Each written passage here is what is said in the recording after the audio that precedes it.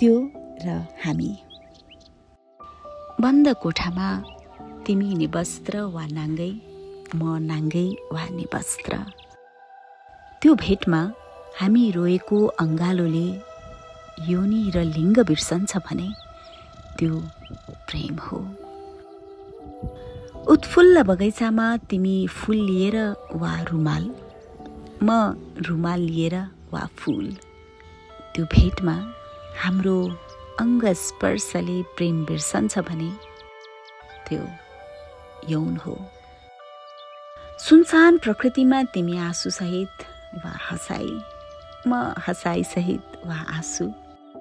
त्यो भेटमा हाम्रो आँसु अनि हँसाइले एउटा संसार बनाउँछ भने त्यो माया हो।